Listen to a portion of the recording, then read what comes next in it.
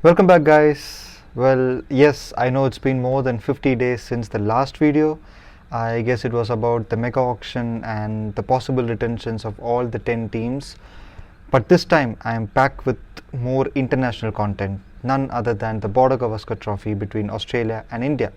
And if you ask me why I was not making a lot of videos in these days, I just didn't feel like making videos. Well, I was not in the right space of mind. I just didn't want to make videos just for the sake of making videos.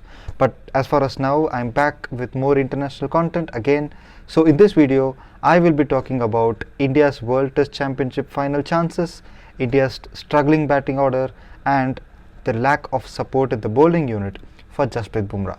So before that, if you're watching my channel for the first time, subscribe to Cricpundit and hit the bell icon for more quality cricket content. Let's go. Okay, the first thing is this: I'm recording this just the day before the start of the third test match. So the current scoreline is 1-1 Australia and India. Okay, we all know what happened the last time when these two teams played in GABBA. But we also know how strong these Aussies are in this particular venue historically.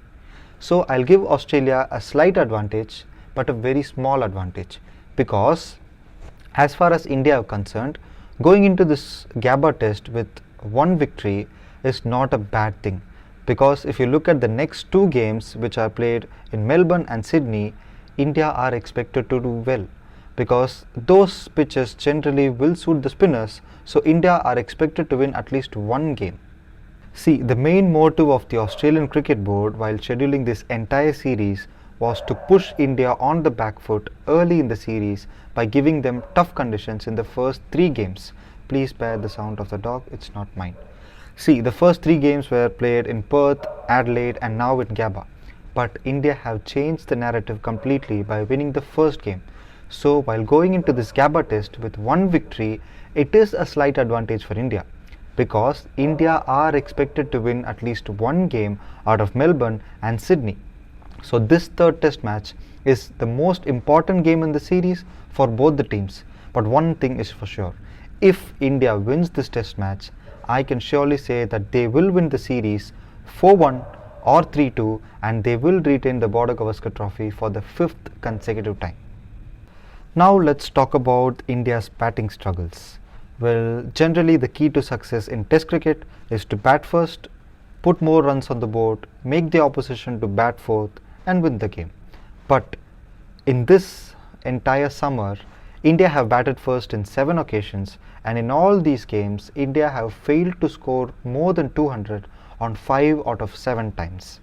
Okay, and we have just one century by an Indian batter in the first innings, and that was by Ravichandran Ashwin against Bangladesh in Chennai.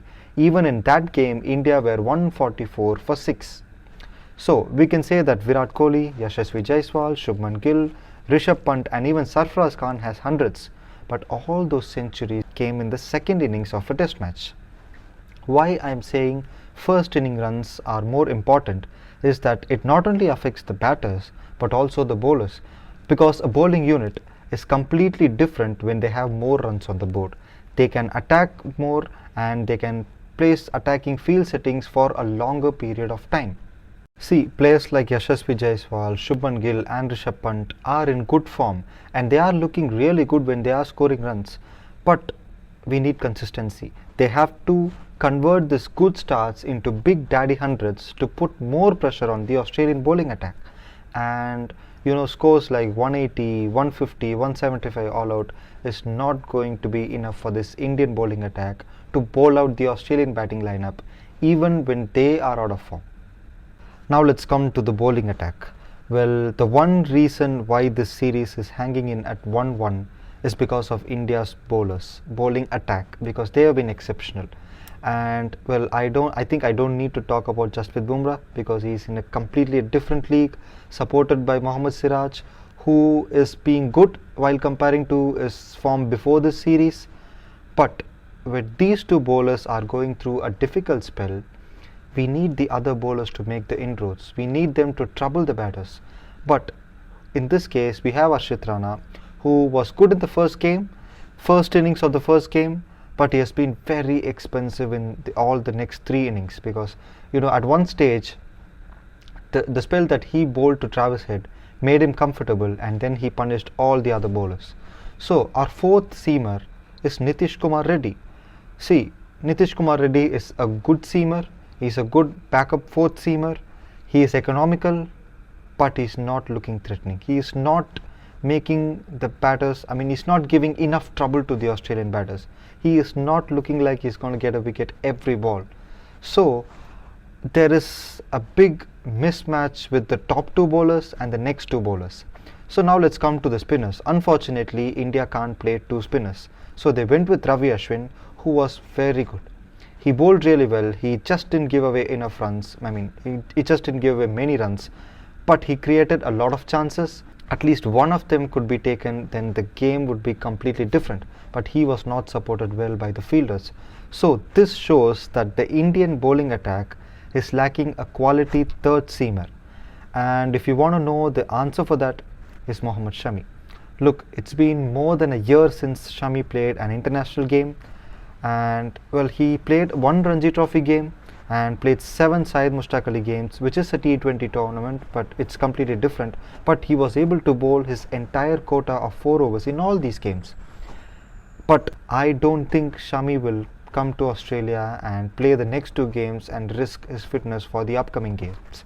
So one thing I could say is that India's bowling is more important in the coming 3 games, and the other bowlers other than Jasprit Bumrah has to support him to win games for India.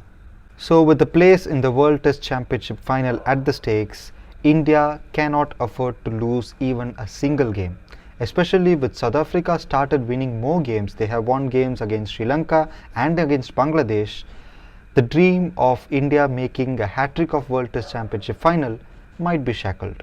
And look, we all hope that the Indian batters come good finally and make a lot of runs, help India to win this game and take a lead in this series.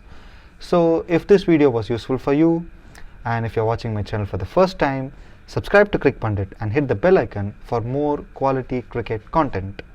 Thank you.